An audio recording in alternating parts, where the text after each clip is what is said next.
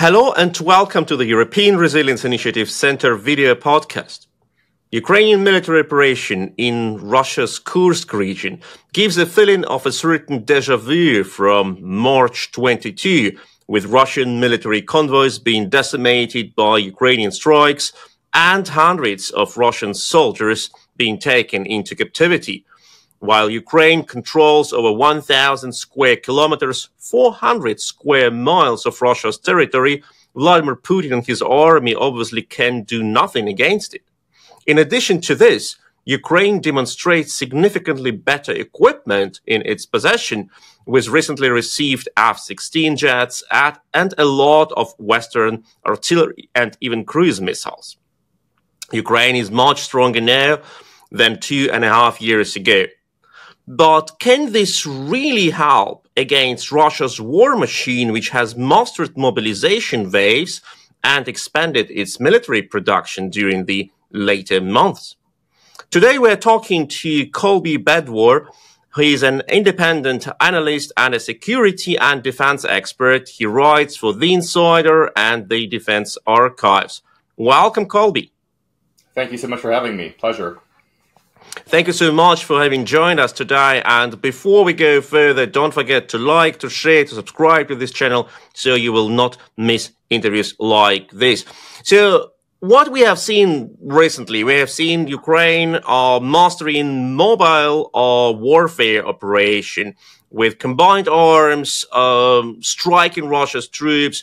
What does it say about the quality of the Ukrainian army, Ukrainian equipment, and most important, does it mean that Ukraine decided not to strike further against Russia's well-prepared defensive positions in the east and in the south of Ukraine, but to go there where Ukraine may unfold completely its potential of its newly acquired equipment and well-trained troops?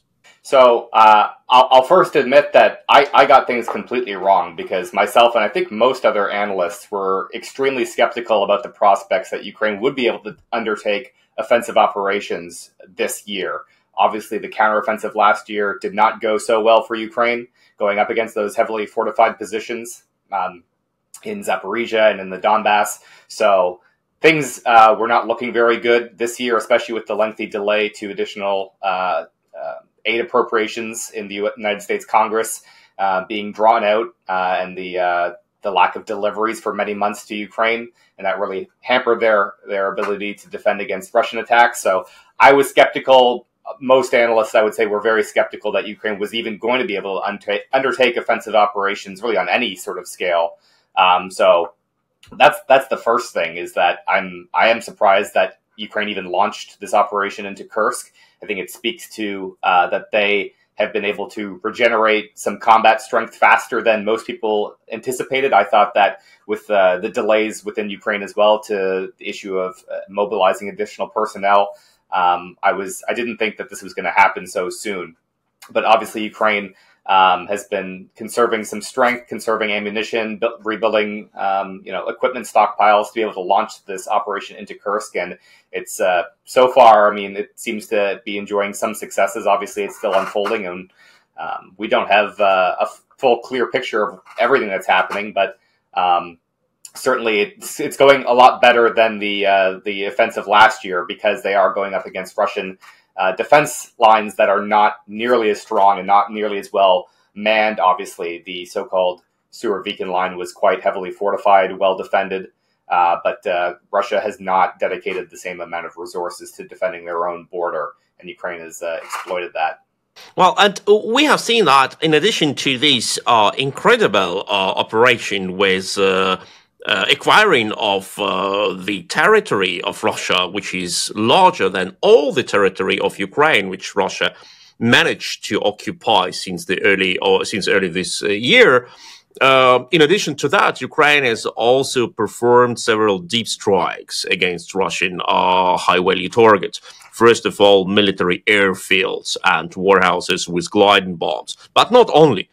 What does it tell us about the technological aspect of this war? The Ukrainians all the time claim that the West doesn't supply Ukraine with sufficient amount of long-range long-range weapons. I agree with the Ukrainians here, but it seems like the Ukrainians have managed to compensate this problem. My take is that the Ukraine's campaign against these strategic targets within Russia, the oil and gas infrastructure and the air bases as well, and obviously they've been quite successful as of late with hitting some of these air bases, like the one at Lipetsk was quite impressive strike against that air base. But Ukraine is forced to execute these strikes with these indigenously produced unmanned aerial systems, these long-range, quote-unquote, strike drones. And they wouldn't have to do that if the United States and other countries were providing more sufficient quantities of long-range missiles. Obviously, Ukraine still would want to have some of these drones, but they're basically entirely reliant on these one-way attack unmanned aerial systems because they don't have enough of the long-range missiles, and the United States has directed them that they're not allowed to use long-range missiles on Russian territory. So it's Ukraine's only option, and it's impressive that they have been able to enjoy some of these successes because they're not an optimal weapon system to be striking some of these air bases because these drones, they don't have the largest payloads compared to a cruise missile or a ballistic missile, right? So they have much less potential, and a lot of people have a misconception about actually how cost effective they are, I would say as well, because while they are cheaper to produce, obviously, than a missile, because they are less cost effective and because a lot of them do get shot down, I would posit actually that a lot of these long-range strikes are less cost effective than they would be if Ukraine was able to use Western provided munitions. Because if you take something like the JASSM, for example, the air-launched cruise missile from the United States that is now rumored to be under consideration for provision to Ukraine, that only costs about $1 million, which is actually quite affordable when you consider the capability that comes in that $1 million package. You have a very low observable cruise missile, which is very hard to detect, hard for the Russians to detect, fairly long range, with a lot of a large warhead, so a lot of potential damage that it can inflict. So when you compare just one JASSM to how many drones the Ukraine would need to produce to achieve the same effects, I would say that the JASSM is actually a much more cost-effective weapon. So it's Ukraine is forced into this position where they have to rely on these suboptimal solutions, but it demonstrates there's a high level of ingenuity in the Ukrainian armed forces, and they're making the best of the circumstances that they find themselves in. But ideally, the United States is going to sort of change its position and be more willing to provide these long-range systems and allow Ukraine to have a freer hand in attacking targets within Russia, because obviously it's very important for them to be able to destroy these air bases and other key strategic targets within Russian territory, not just the occupied territories. And that is exactly what you've perfectly described. Like many people say, okay, like a strike on oil refinery or on warehouse is a strike. No, it's not. Not each strike is equal to another strike. If you have a winged drone, which Ukrainians use, mostly it's a sort of a transformed light aircraft, something like a Cessna, with a warhead attached. It doesn't have enough speed, it doesn't have enough payload, and the destruction is quite different compared to a cruise missile strike. If you compare, for example, a strike of a Ukrainian Cessna-like drone against a drones factory in Tatarstan's Yelabuga factory, you will see, okay, the damage has been done, but the barracks of the workers and the production site was pretty intact after that. The same is the oil refineries. If you imagine how much damage would have been caused by the cruise missile, it's absolutely unimaginable. And that's why I believe, please correct me if I'm wrong, the Ukrainians try to hit the targets where they can produce secondary explosions or a fire, because the strike itself is not enough. Like, you cannot just hit an oil refinery. You need to hope that the fire extinguishing system will not kill the fire, and then the fire itself will finish the process. But it's much more a lottery. Yes, no, absolutely. Achieving secondary explosions is really key to these strikes being successful because these drones don't have very large payloads, they don't have very large warheads, and particularly for the attacks on air bases in the past, we've seen some of these attacks have tried to target the individual planes on the tarmac, but that's not very effective because the planes are dispersed, so you would need a lot of drones to successfully get through to destroy all the aircraft. But if you can just target the magazine or the ammo stockpiles where all the munitions and perhaps even the fuel for the aircraft, where those are being stored, you have a much better chance of achieving those secondary explosions when they all go up, and then the planes may still survive, but they have no ammunition. And that's more achievable for these drones for that reason, because of their low payloads. And this is why the ATACMS with the cluster munitions payload is so important, because it's an area effect weapon already. So it can destroy a bunch of aircraft on the tarmac all at once with just one or two missiles. Whereas with the drones or even a cruise missile, it wouldn't be able to achieve that because it's just it's a point detonation weapon essentially. And we saw early in the war when ATACMS first arrived, Ukraine was successful in doing that against Russian helicopters. Obviously, they destroyed an awful lot of Russian helicopters that were just sitting on the tarmac, just with a few missiles, because the area effects from the cluster munitions is so widespread. Absolutely. We all remember this video which the Russian soldiers recorded shortly after the strike, how the Russian soldiers were shocked by the amount of fires simultaneously started over the tarmac, with all helicopters having been hit by the cluster munition warhead. But with cruise missiles or with the drones, what the Ukrainians do with their long-range strikes tells us that Russian air defense is pretty much non-existent in many regions of Russia. And previously, Ukrainians have organized a sort of hunt against Russian air defense batteries. Can we say that Russia has a problem with protecting their own skies? Yeah, of course. I mean, this is sort of the double-edged sword to Russia's size of the country. It has historically afforded them so much strategic depth. They're so big. When they're being invaded, they have so much room to maneuver. They have room to retreat. They can do these, delaying tactics, obviously, which are, well known from the Second World War. But now it's a double-edged sword because it is such a big country. They have so much airspace to defend. They don't have enough air defenses to protect absolutely everything, right? So there's many gaps.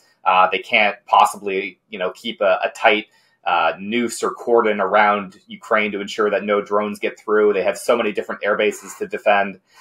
So it's very much a struggle for them to provide adequate protection to all air bases. So even if they can detect the drones, and some of them are challenging to detect because they're so small, but really, I mean, it's more on the effectors, I think, is that just, even if they can see those drones, do they have available air defenses in the area that can actually shoot the drones down?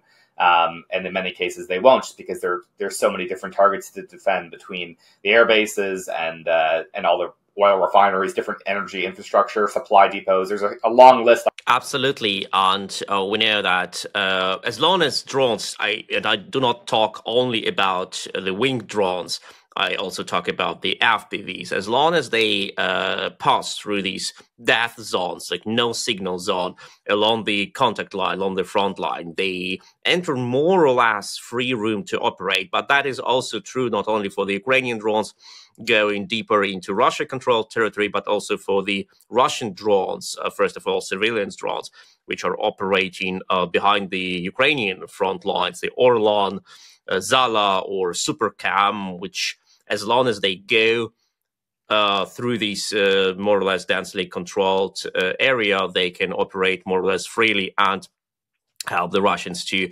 organize artillery strikes against Ukrainian targets, which, of course, a very uncomfortable situation for the Ukrainians, and those who travel a lot along the front line know very well what does it mean to come to a city which has just been hit by Russian artillery or missiles. You observe very closely since months the process of delivery of Western equipment to Ukraine, and now when we look at the fighting units along the front line, we see that the share of Western equipment is gigantic, much higher than it has ever been. And that is understandable. The older equipment pieces are being destroyed or get broken, or they need maintenance. And the newly delivered equipment pieces, they're mostly of the Western production. The question which many experts ask and many observers ask, is the supply of the Western equipment intensive enough? And what should be done to provide Ukraine with enough arms? Yeah, I definitely don't think that it's intensive enough. Certainly, I mean, we can see with the Kursk operation in particular, there is a large amount of Western equipment being used in that operation. But I wouldn't draw conclusions about the entirety of the Ukrainian armed forces from just the Kursk operation, because, of course, a lot of the units participating in this operation are some of the elite units that were given priority for receiving Western equipment, like the air assault brigades. Obviously, we know operate the American-provided Strikers, for example, and I see that there might be some of the British-provided Challenger main battle tanks, obviously the German Martyrs as well. So there's a lot of Western equipment being used in this operation, but certainly Ukraine still does rely on a lot of the older equipment, although you're right, as it gets destroyed, it's not really possible for Ukraine to replace those pieces as easily, unless they have some in storage that they can refurbish, which they are doing as well, but they don't have the same deep stocks as Russia does. So going forward, the percentage of Western equipment within the Ukrainian armed forces will certainly increase. But in absolute terms, obviously, Ukrainian armed forces do not have enough equipment coming in, not even close to what their overall requirements are. So it is something that the donor countries here in the West, the United States primarily, obviously, but Europe, Canada, Australia, all the countries that are providing significant quantities of military aid to Ukraine, we all need to do a lot better. There's still much more work to be done. European countries, many of them have exhausted their stocks a fair bit. The United States still has quite deep stocks of a lot of different systems. So there, it's more a question of whether there's the political willingness and the foresight to get things organized, because a lot of the things that the United States has in storage would need to be refurbished first. So it's not a matter of just taking it out of a warehouse and sending it over to Ukraine. It wouldn't be in usable condition. So that's something that does take time. And that's why I've said from the get-go, it's really important for the United States and other countries to make big investments very quickly to try and get the defense industry mobilized so that they can do some of that refurbishment work, but also produce new equipment. And it's been slow and steady. There has been progress made, to be sure, of all sorts of different things. If you want to talk about ammunition or vehicles, whatever the case may be, we're making progress here, but it's not happening as quickly as it needs to be, the expansion in production, because Ukraine obviously still needs a lot more equipment than we're giving. And we could certainly be doing a lot more to produce more and deliver more to them. That was what we have seen recently with the parade of the Taliban forces in Kabul, when they were parading hundreds and hundreds of American-produced vehicles, armored vehicles, IFVs, other equipment, including helicopters. They had several dozens of helicopters hovering over this field, and all this equipment has been practically effectively provided to the Taliban by the U.S. Army, as the U.S. Army has disappeared from Afghanistan without having destroyed or evacuated their equipment. And many asked, exactly as you have mentioned, the U.S. had all the stocks of the equipment being stored in the desert and being prepared for decades to be sent to Europe for a case of a war when Russia attacks the West. And now Russia is attacking the West, but the equipment has not been sent. But not only that equipment, we know that another country, my country, Germany, is very reluctant in providing Ukraine with a very certain type of arms, Taurus missiles. What is behind all this reluctancy? Do you politicians see a danger of Ukrainian victory? In my view, there is concern among some politicians about this. I think, in the case of Germany and Chancellor Scholz, he's expressed that he's very concerned about escalation. He fears that delivery of Taurus, the Taurus cruise missiles in particular, which is a long-range air-launched cruise missile, that this could potentially drag Germany into the war as a participant somehow, which I don't believe that that's the case at all, but he believes this evidently. And in the United States, we know that the President Biden and his administration, they're very concerned about escalation as well. They've said this numerous times on the record, and now the latest development is they're trying to suggest that they're not actually concerned about escalation, but this has been expressed countless times. They believe that World War III is something that could actually happen, that somehow if Ukraine is too successful or Ukraine is given too many arms, particularly the long-range missiles, that somehow long-range missiles would be too threatening to Russia, and Russia would escalate to starting World War III or start firing its nuclear weapons. So that's certainly a view that some politicians in the West hold.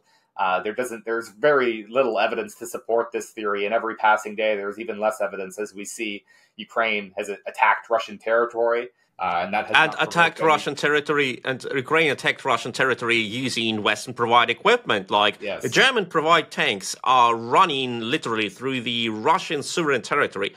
American-produced HIMARS are decimated Russian columns in Russia. And do we really believe that one strike against unmanned bridge, Kerch Bridge, which is an illegally constructed bridge in Ukrainian territorial waters, that this will be more important for Putin than Leopard 2 tanks rolling towards Kursk? It doesn't make any sense. And I think the best evidence for Russia not escalating is the fact that Ukraine struck one of Russia's long-range early warning radars that they would use to determine incoming ballistic missiles. That they struck that radar, and there was no response from Russia. So if Russia is willing to accept that and not do any sort of escalation, it's pretty evident that these fears are not based in reality. How much stocks does Russia have? Stocks of tanks, of armored vehicles, of other equipment which it can still burn in Ukraine? Yeah, it's a good question. Myself, I don't do any research on tracking this, but there's many very good OSINT accounts that are on social media that are active in doing that analysis using satellite data, looking at all of these Russian depots, open air depots, vehicles just sitting in fields, tracking how they've changed, and looking at some of the repair facilities that they have, and tracking vehicles coming in and out. So certainly we have seen that Russia is really drawing on a lot of these vehicles to reconstitute their armed forces. All of the assessments that I see suggest that Russia is producing very few completely new vehicles, and much of the vehicles that they are introducing are actually these older vehicles that are being refurbished. How long will those stocks last? It's difficult to say. Again, I don't. The people who do that analysis might, they'll have varying estimates about when we might see those stocks to run out. I often see some point during next year, Russia will begin to be in more of a feeling a crunch point. Absolutely, and we know that it is very much depends on the situation. If Russia managed to find other sources of the equipment, if Russia finds ways to get access to Chinese equipment, for example, or to equipment from other countries, and Russia has managed until now to find at least sources for ammunition for its war against Ukraine. And we have seen that Ukraine has got the weapon which Ukraine wanted desperately to get since months and months. Western-produced F-16 jets, which many analysts say could be a key not only to achieving air dominance against Russian jets, but also to long-range strike Russian ground targets and to protect Ukrainian skies from incoming Russian cruise missiles. What is thinking about the size of Ukraine? Also a huge task. Ukraine is not as big as Russia, but it is the largest European country, and you cannot just cover all its airspace with only air defense batteries, Patriots, RST, or whatever else. What do you think do we observe now with the first batch of F-16s being deployed? Are they enough? How can they be used? Will they be used with the risk of being lost along the front line? So I think that Ukraine will use them pretty conservatively to begin with, and there's been some media reports citing Ukrainian military officials that's how they intend to use them to begin with, because it is just a small number that has arrived right now. So they should be careful with them, not to lose them. So I think defensive counter-air, as it's known, will be the primary mission, which is to shoot down those Russian cruise missiles as they come into Ukrainian airspace. That's what we'll mostly see the F-16s being done, just so Ukrainian pilots and ground crews can get used to operating them in a combat environment now that they've finished their training. They very much need to still continue to learn on the job, because the training period was not as long as it would be under peacetime circumstances. They had to do a shortened training curriculum. So it's important for them to not start running before they know how to walk, so to speak. So I would expect to see conservative operation right now, not risky. They really don't want to lose any of these trained pilots. That would be quite bad, or lose any of the airframes. So I think the cruise missile defense is going to be the primary target until they can build up the size of the fleet a little bit more, as more pilots are trained and as more aircraft are delivered to the Ukrainian Air Force. Then that opens up the possibility for them doing a little bit more.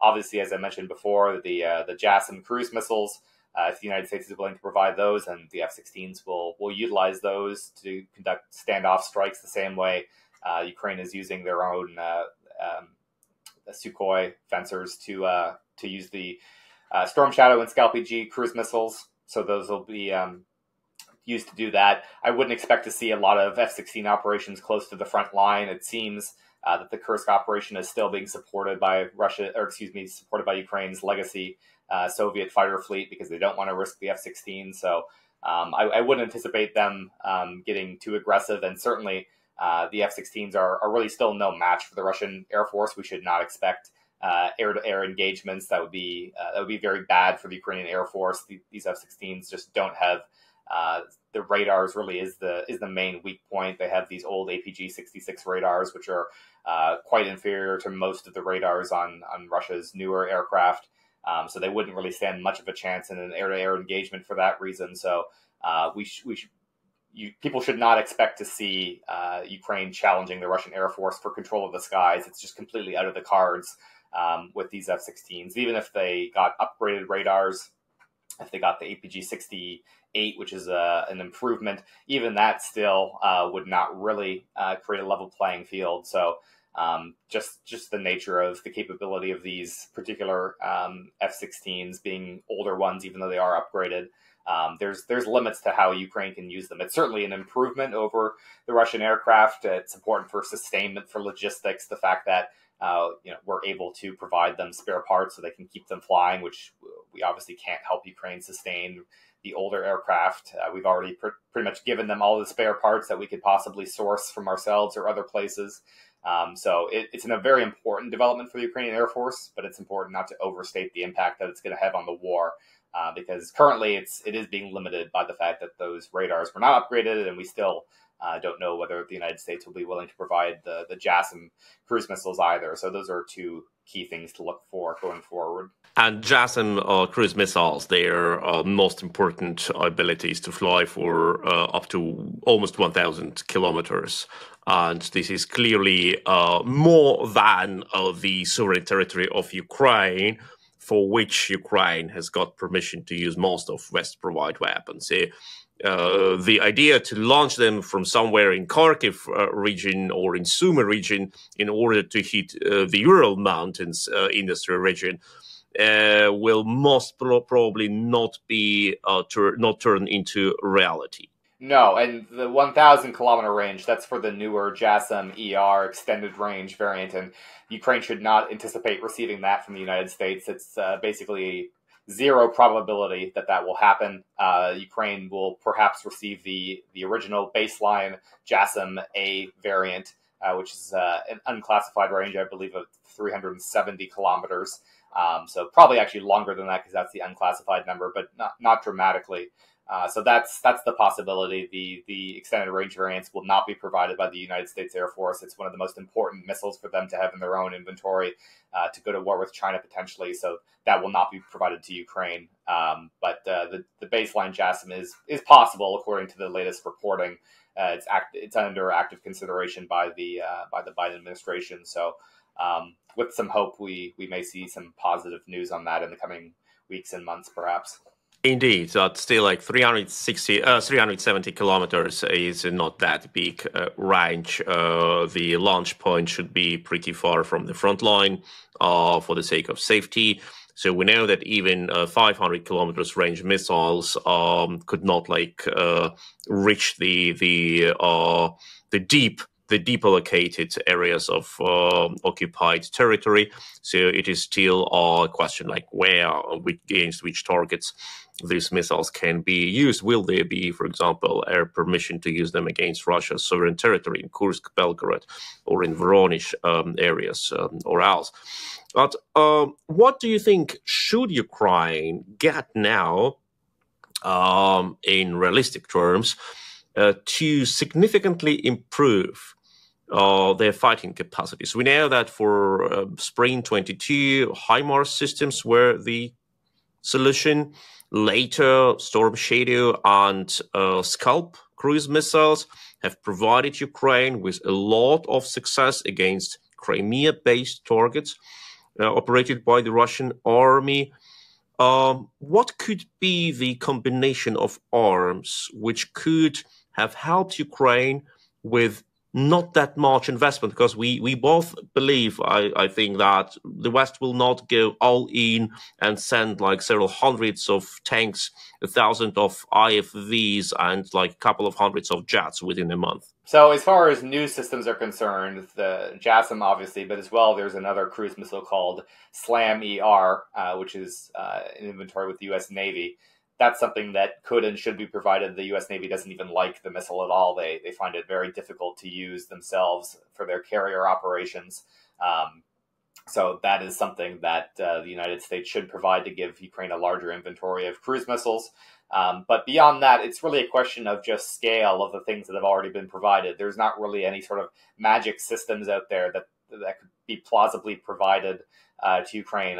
Obviously, you mentioned Taurus. It would be another good thing, but I have very low confidence that Chancellor Scholz will change his view on the Taurus cruise missiles. So that's off the table. So beyond some of those things, I think the ask needs to be just the quantity of different armaments and munitions being provided does have to increase as much as it possibly can. And I agree, I'm not confident that we're going to suddenly see thousands of vehicles being provided. But as I said, we can do better. The United States in particular does still have fairly deep stocks of a lot of different things, and it's just important to deliver larger quantities of ammunition in particular. There's still very widespread ammunition shortages. So larger quantities of artillery ammunition, mortar ammunition, as many vehicles as we can get to them. These are all important things. Obviously, one of the question marks is the Czech initiative, which is now is supposed to be delivering some ammunition to Ukraine. I think I saw a number of at least 50,000 shells per month for the remainder of the year. So there were a lot of high ambitions about how many artillery shells that could be delivered by the Czech initiative. 1 million, 2 million, 3 million even. Perhaps there are a lot of big numbers thrown around. So it's pretty important for that to materialize to the extent that more funding needs to be secured to get those shells for Ukraine. That's something that we need to act on as soon as possible. The United States needs to dig deeper into their own stocks, but there are some positive news. Some positive news coming on production as well. The United States should be adding another 20,000 155 shells in production capacity very soon. So every little bit adds up. Rheinmetall continues to ramp up their production. All European countries, as best we can tell, that are producing ammunition are ramping up as well. But it's difficult to assess just how much. Most of them are not public about what their production numbers are. So I think that next year we should be in a much better place in terms of the amount of production that we have coming out of Western factories. So it's really going into the end of the year through the winter. it's important that we can keep Ukraine sustained, and then ideally next year there'll be better news about what we're producing, so it won't be so reliant on just pulling things out of stocks, which are dwindling in many cases, especially in Europe. Absolutely. And we have also seen that Ukraine has tried to organize several times a sort of offensive operation along the Surovikin line, across the Surovikin line. And after all, they have decided to operate where the Russians are weak, in Kursk Oblast, or hitting Russia's strategic assets behind the front line on the Russians' sovereign territory, like oil refineries you have mentioned, or other high-value targets. Can we expect that this strategy, with more artillery shells or without that, because like more artillery shells also means that Ukraine will need more artillery barrels, because all the barrels need to be replaced. That is also not a silver bullet to have 2, 3, 5 million more artillery shells. Can we expect that Ukraine will try to weaken Russia where Russia can be weakened most? In the rear territory or behind the front lines, hitting the assets which Russia cannot protect? Certainly that's the best strategy going forward, I think. I mean, the Kursk operation shows that it is actually possible, which again, a lot of people were not expecting, but it's been quite clever that they've taken that step and hit Russia at home, because obviously, yes, the fortifications that Russia has built within Ukrainian sovereign territory are quite strong. So I don't think that we should anticipate them trying to breach those fortifications anytime soon, so long as they're there and Russia has the bulk of their forces deployed there. But the Kursk operation, it's still unfolding, so we'll have to wait and see how that continues, whether Ukraine launches additional incursions elsewhere where they sense the border isn't well protected, and certainly if finally the United States allows more Ukraine to use weapons to strike deeper into Russian territory, that's going to really complicate their logistics. So I think that's the path forward for the rest of the year going into the winter, is to try and hit Russia where they are less well defended, rather than going back on the offensive. And of course, Russia is still maintaining their own pressure, attacking in the Donbass. Absolutely, and we have already seen that the creativity of the Ukrainian army has been proven to be higher than anyone expected, and the ability of the Ukrainians to fight for their land is higher than anyone could expect. Thank you so much for this interview. We had today Colby Badhwar, who is an independent expert, analyst, and a security and defense expert who writes for The Insider and for the Defense Archives. Thank you for having been with us today. Thanks so much for inviting me, Sergey. Appreciate it. And don't forget to like, to share, to subscribe to this channel so you will never miss interviews like this.